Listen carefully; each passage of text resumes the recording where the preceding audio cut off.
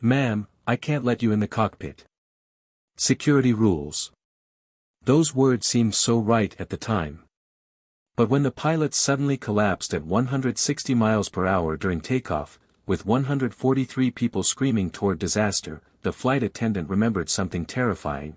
The woman she had just refused entry was a master pilot with thousands of hours of experience, sitting helplessly in the passenger cabin. Before you watch full story, comment below from which country are you watching. Don't forget to subscribe for more amazing stories. The morning sun cast long shadows across Terminal C at Denver International Airport as passengers shuffled through the gate area for Flight 247 to San Francisco, a routine Monday morning departure that would become anything but ordinary. Among the crowd of business travelers and tourists stood Rebecca Chen, a woman in her early 40s whose casual jeans and navy blazer suggested nothing remarkable about her presence. She carried a worn leather messenger bag and moved with a quiet confidence that most passengers failed to notice, her dark hair pulled back in a simple ponytail as she checked her boarding pass one final time. The gate agent's voice crackled through the speaker system announcing pre-boarding for families and passengers requiring assistance, followed by the general boarding call that sent a wave of passengers surging toward the jetway entrance.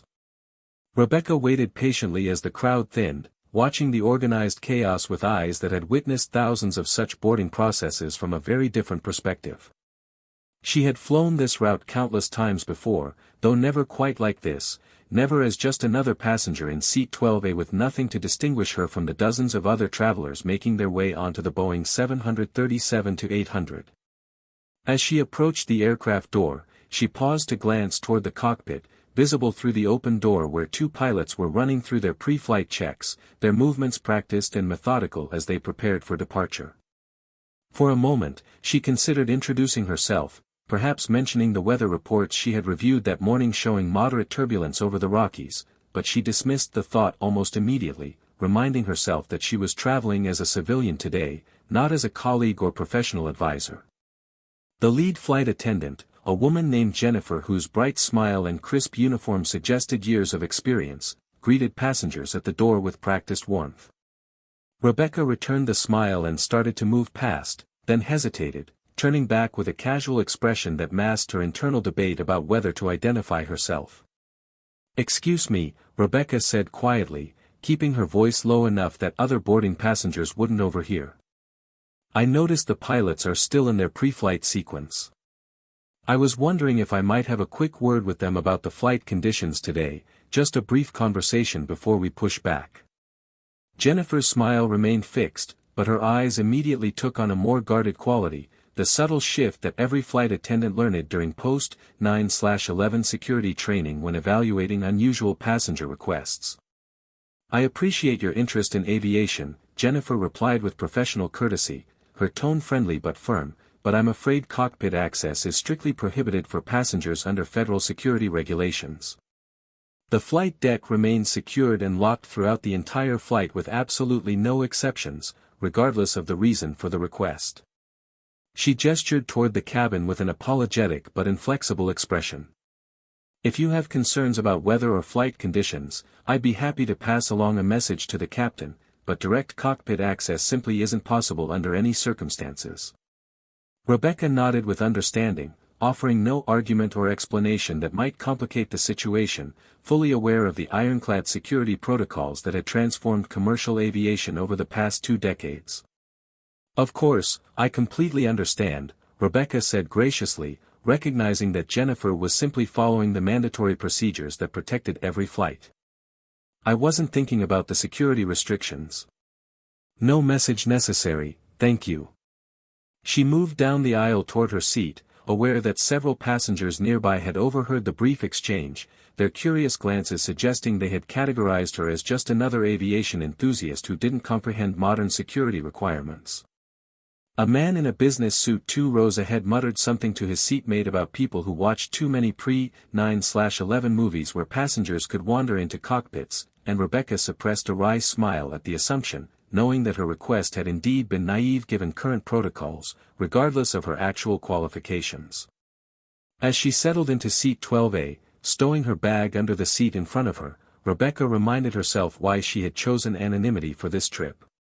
She was traveling to San Francisco for her daughter's college graduation, a purely personal journey where she wanted to be just another proud mother in the audience, not Captain Rebecca Chen, the woman whose career had taken her from Air Force test pilot programs to commercial aviation's most demanding routes, who had logged over 15,000 flight hours across every aircraft type from fighter jets to wide-body transports, who had trained pilots on emergency procedures and served as a check airman evaluating other captains' proficiency.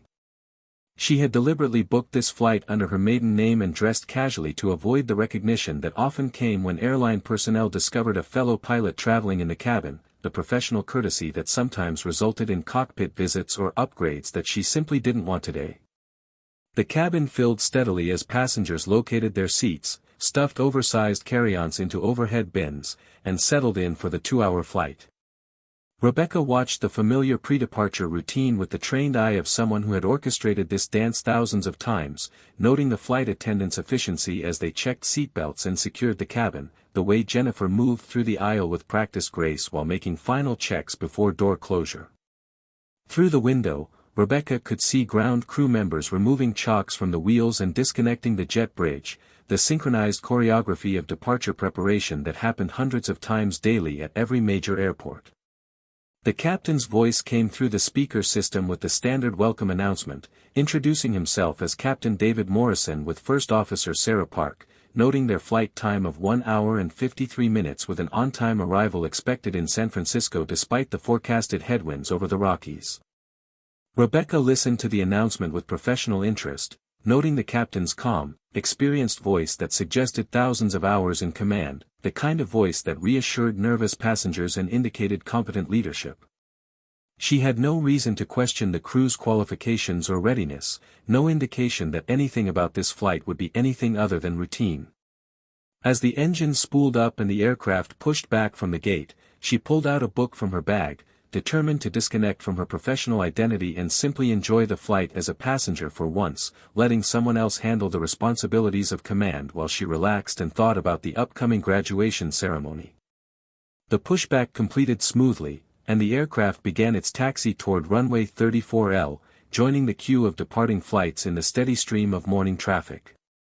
The taxi seemed longer than usual, giving Rebecca time to notice details she rarely paid attention to as a passenger, the slight bounce of the nose gear over uneven pavement, the asymmetric thrust as the pilots used differential power to make turns, the gentle sway of the wings as they rolled past other aircraft waiting for departure clearance. She found herself unconsciously monitoring the sounds and sensations of the aircraft, her trained senses automatically processing information even as she tried to ignore them, years of experience making it impossible to completely disconnect from the environment. Other passengers chatted casually, pulled out laptops and tablets, or dozed off already, completely unaware of the complex coordination happening between pilots, controllers, and ground crew that made their journey possible. A young woman across the aisle asked her companion nervously if takeoff was the most dangerous part of flying, and Rebecca resisted the urge to explain that statistically, the takeoff and landing phases accounted for the majority of incidents despite representing only a tiny fraction of total flight time. The aircraft reached the runway hold-short line and paused as the pilots completed their final checks, running through the takeoff briefing and confirming configurations one last time before accepting their departure clearance. Rebecca felt the familiar anticipation that always preceded takeoff, the moment when tons of aluminum and fuel would defy gravity through the miracle of aerodynamics and engineering, when split-second timing and precise control inputs would transition the aircraft from ground vehicle to flying machine. The tower cleared Flight 247 for takeoff, and the aircraft rolled onto the runway centerline, the pilots aligning carefully with the white stripes that stretched nearly 2 miles ahead toward the far end where the runway disappeared into the morning haze. The engines remained at idle for a moment, that pregnant pause before power application that every pilot knew well, the final second to abort if anything seemed wrong before committing to the takeoff roll. Then the engines roared to full power, the sudden acceleration pressing Rebecca back into her seat as the aircraft began its takeoff roll down runway 34L. The familiar vibration of the nose gear rumbling over runway lights created a rhythmic sensation as speed built rapidly, 40 knots, 60 knots, 80 knots, the airplane accelerating with the purposeful urgency of over 30 tons being hurled down the runway by twin turbofan engines generating 48,000 pounds of thrust. Rebecca's trained mind automatically tracked the progression. V1 would be approaching around 140 knots, the critical decision speed beyond which the takeoff must continue even if an engine failed, followed seconds later by VR, rotation speed, when the pilots would smoothly pull back on the yoke to lift the nose wheel off the runway and transition to flight. She felt herself relax slightly as the takeoff progressed normally, the comforting routine of a well-executed departure unfolding exactly as it should. But then something changed.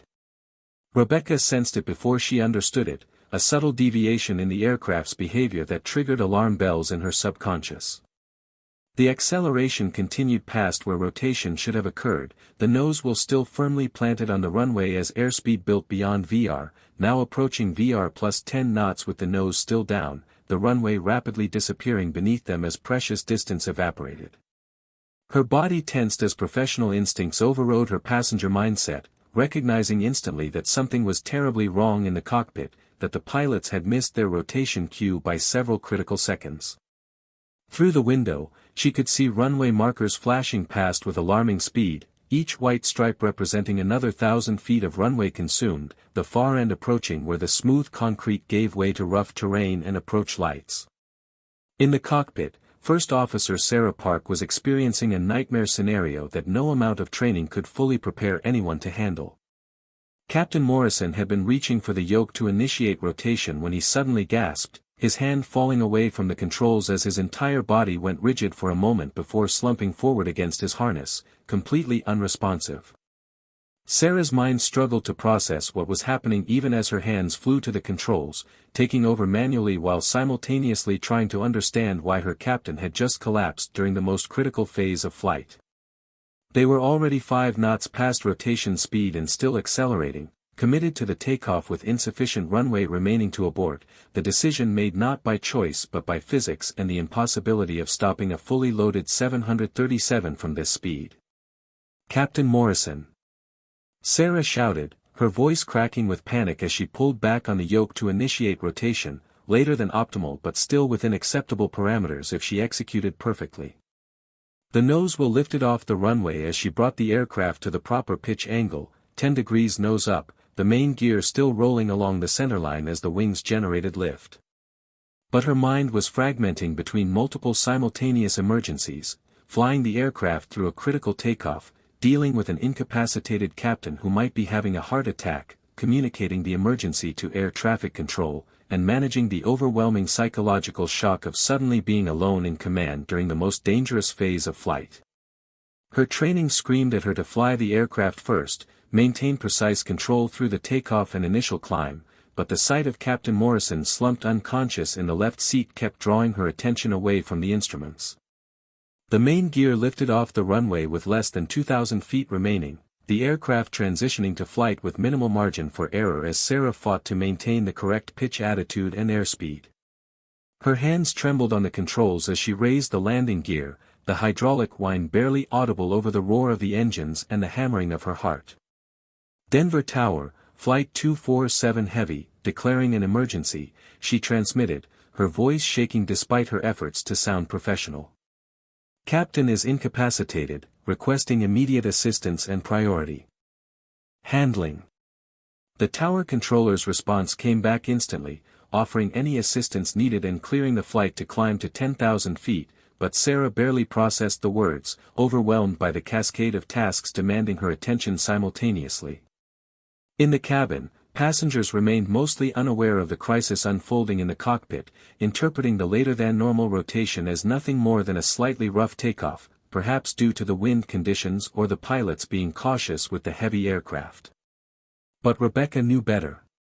She had felt the hesitation, recognized the extended ground roll that exceeded normal parameters, understood that something significant had gone wrong during those critical seconds when the pilots should have rotated smoothly at VR but instead had continued down the runway with the nose still planted. Her hands gripped the armrests as she stared forward toward the cockpit door, her professional mind racing through possibilities: control malfunction, pilot incapacitation, distraction by an instrument failure, asymmetric thrust from an engine problem. None of the explanations were good, and all of them suggested that the crew was dealing with a serious emergency that had manifested at the worst possible moment. Jennifer, the lead flight attendant, appeared in the aisle moving rapidly toward the rear of the cabin, her professional smile replaced by a tense expression that suggested something was wrong. She pressed the interphone handset to her ear, listening intently to a message from the cockpit, and Rebecca watched her face pale as she absorbed whatever information was being conveyed. Jennifer's eyes darted across the cabin as if searching for something, then she spoke urgently into the handset before hanging up and rushing forward toward the cockpit, her usual grace abandoned in favor of speed.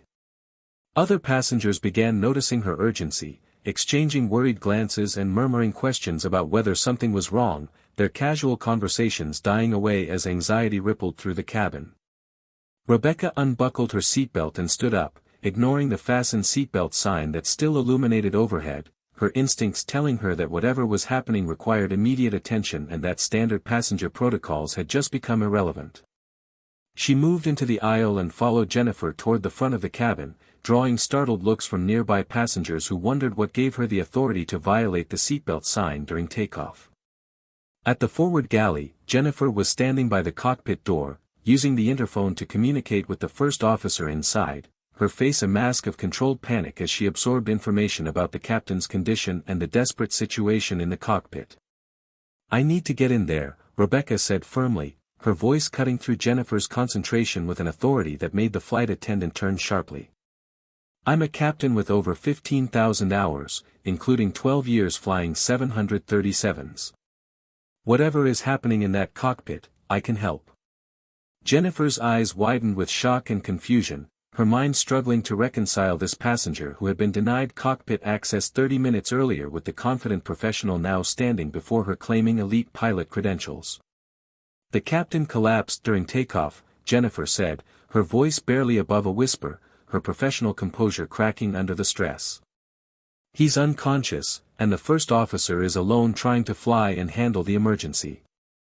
She's asking if anyone on board has aviation experience." Rebecca's expression hardened with determination, her casual passenger demeanor evaporating as decades of training and experience took over. "Open that door now," she commanded, her voice carrying the unmistakable tone of someone accustomed to being obeyed in crisis situations. "Every second counts." Jennifer fumbled with the cockpit door access code, her hands shaking as she punched in the emergency entry sequence, the security system that had seemed so essential an hour earlier now an obstacle between the crisis and its solution. The door lock clicked open, and Rebecca pushed through into the cockpit without hesitation, her eyes immediately scanning the scene and cataloging information with the trained efficiency of an emergency responder. Captain Morrison was slumped forward in the left seat, held in place only by his 4-point harness, his face ashen and his breathing shallow and labored. First Officer Park sat rigid in the right seat, both hands gripping the yoke with white-knuckled intensity as she fought to maintain control of the aircraft while simultaneously processing the trauma of having her captain collapse beside her during the most demanding phase of flight. The aircraft was climbing through 4,000 feet, the engines at takeoff thrust, the flight director commanding a specific pitch and bank angle that Sarah was struggling to follow precisely while her mind fragmented under stress. Rebecca took in the complete picture in less than 2 seconds, the altitude, airspeed, vertical speed, engine parameters, navigation displays, the disabled autopilot that Sarah hadn't dared engage yet, the transponder squawking 7700 to indicate an emergency, the radio frequency already set to departure control. "First Officer Park, I'm Captain Rebecca Chen," Rebecca announced clearly, moving to the left seat where Morrison remained unconscious. "I have 15,000 hours including 12 years as a 737 captain and Czech airman. I'm taking the left seat to assist. Continue flying the aircraft." Sarah's head snapped toward Rebecca, her eyes showing a mixture of desperate relief and residual shock, her hands still frozen on the controls as if releasing them would cause the aircraft to plummet from the sky. "Help me get him out," Rebecca said, already unbuckling Morrison's harness with practiced efficiency. "We need him in the cabin where the flight attendants can provide medical care, and I need to get into that seat." Together, They maneuvered the unconscious captain out of the left seat, Jennifer and another flight attendant helping to support his weight as they carefully extracted him from the cramped cockpit and laid him in the forward galley where they could begin emergency medical treatment.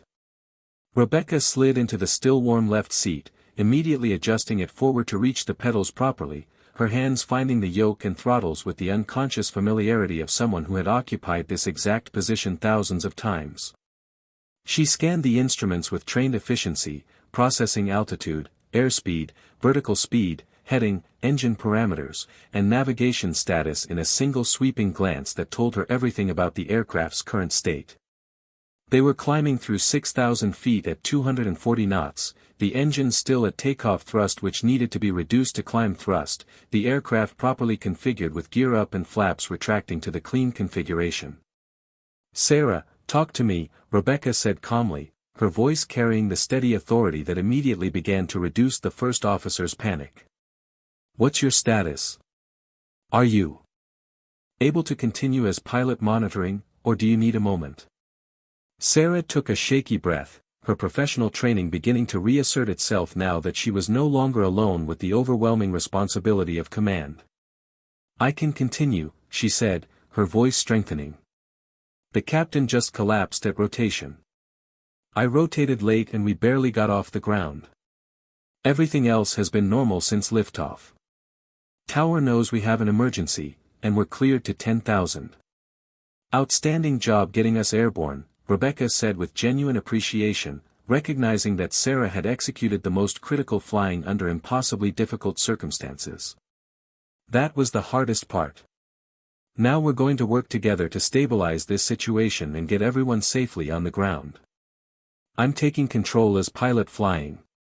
You're pilot monitoring. Let's reduce to climb thrust and verify our configuration." Rebecca's hands moved with practiced precision, pulling the throttles back from the takeoff detent to the climb position, the engine roar diminishing slightly as thrust reduced to a more sustainable level. Sarah worked through the after-takeoff checklist with growing confidence, her training taking over as the presence of an experienced captain in the left seat allowed her to focus on procedures rather than panic. "Flight 247, Denver departure, climb and maintain 15,000, the controller's voice came through the speakers, offering them more altitude and time to assess their situation. "We have emergency equipment standing by, and we're clearing traffic from your area. What are your intentions?" Rebecca keyed the radio transmit button on the yoke. "Denver departure, Flight 247, we'd like to level at 10,000 while we assess our situation and determine if we're returning to Denver or continuing to San Francisco. Captain is unconscious and receiving medical attention in the cabin. First officer and relief captain are managing the aircraft. We'll advise intentions in 5 minutes." The use of relief captain was deliberate, forestalling any questions about Rebecca's authority to be in the cockpit, presenting the controller with the simplest explanation that would avoid complications and allow them to focus on flying. Sarah glanced at her with gratitude, recognizing the professional courtesy that had just legitimized Rebecca's presence without lengthy explanations. Together, they leveled the aircraft at 10,000 feet, reducing speed to a comfortable cruise configuration while they assessed their options. Through the cockpit windows, the Rocky Mountains spread below them in the morning sun, the terrain they would need to navigate if they continued westward towards San Francisco, or the airport they could return to if they chose the safer option of landing immediately at Denver where emergency services were already mobilized. Rebecca's mind worked through the decision tree with practiced efficiency. Captain Morrison needed immediate advanced medical care, which argued for returning to Denver where ambulances and hospitals were readily available. But the aircraft was flying normally, all systems functioning properly, the only emergency being medical rather than mechanical. First Officer Park was perfectly qualified to complete the flight to San Francisco with Rebecca assisting from the left seat, and continuing westward would put them closer to their destination while Morrison received whatever medical attention the flight attendants could provide in the cabin. The key question was Morrison's condition and whether 20 more minutes to Denver or 90 minutes to San Francisco made a meaningful difference in his prognosis. "Sarah, check with the flight attendants on the captain's status," Rebecca directed. "I need to know if they think he's stable enough for us to continue to San Francisco or if he needs emergency medical services immediately." Sarah used the interphone to communicate with Jennifer, who reported that Morrison was breathing but unconscious, his pulse weak and irregular, possibly indicating a heart attack or stroke. The flight attendants had administered oxygen and were monitoring his vital signs, but they had no medical equipment beyond basic first aid supplies, no defibrillator or advanced medications that might make a difference in his survival. Jennifer's voice conveyed her concern that Morrison's condition could deteriorate rapidly, that every minute mattered if he was indeed having a cardiac event. Rebecca made her decision with the confidence born from years of command experience, weighing the competing priorities and choosing the option that best served everyone aboard. Denver departure, Flight 247 is requesting to return to Denver International for an immediate landing. We need the longest available runway and emergency medical services standing by to meet the aircraft. Captain requires immediate transport to a hospital for possible cardiac event. We have sufficient fuel and the aircraft is operating normally. Estimate 15 minutes to landing. The controller responded immediately with vectors back toward the airport, clearing them to descend to 7,000 feet and turn left heading 090 to intercept the localizer for runway 34L, the same runway they had departed from 15 minutes earlier.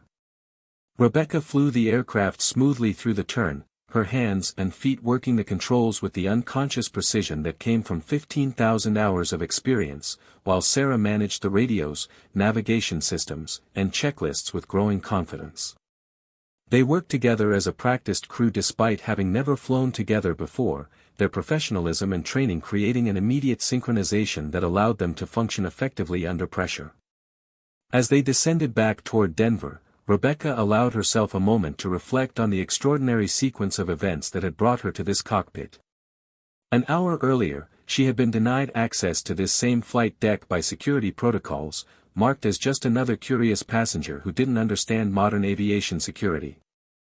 The irony wasn't lost on her, the same system that prevented her from a courtesy visit had been overridden instantly when her expertise became essential to survival. The security doors that remained impenetrable under normal circumstances suddenly opened wide when crisis demanded it. She wondered what Jennifer thought now about that earlier denial, whether the flight attendant recognized the woman in the cockpit as the same passenger who had politely requested a conversation with the pilots during boarding. "Cabin crew, this is the cockpit," Rebecca announced over the PA system, her calm voice designed to reassure the passengers who were certainly aware that something unusual was happening. "This is Captain Chen speaking. As you may have noticed, we're returning to Denver due to a medical emergency involving one of our crew members. The aircraft is operating normally, and will be landing in approximately 12 minutes. Please follow all instructions from your flight attendants and remain seated with your seatbelts fastened. Emergency services will meet the aircraft, but this is purely precautionary. Thank you for your cooperation and patience." Her announcement struck the right balance between honesty and reassurance, acknowledging the situation without causing unnecessary panic. The passengers absorbed this information with varying reactions, some remained calm and trusting, others looked worried and began texting family members about the emergency, a few demanded more details from the flight attendants who moved through the cabin preparing for an early landing. Rebecca heard murmurs of conversation as passengers speculated about what was happening, why they were returning, whether the medical emergency involved someone in the cabin or one of the crew.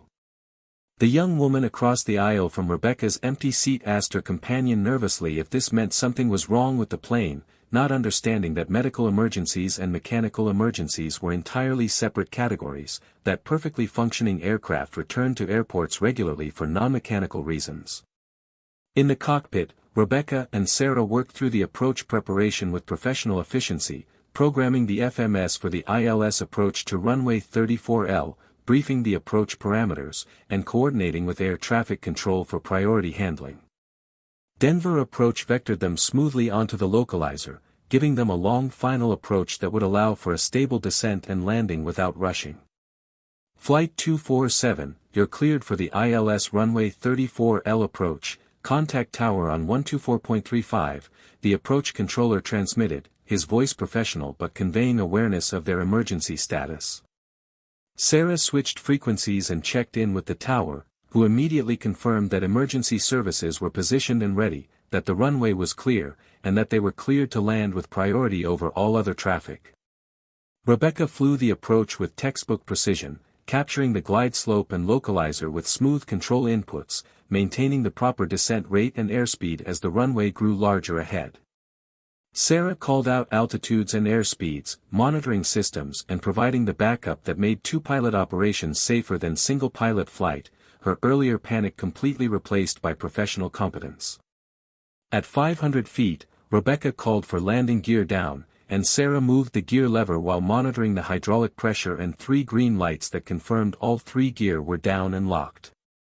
At 200 feet, the runway filled their windscreen, the threshold approaching rapidly as Rebecca adjusted power and pitch for the perfect touchdown point.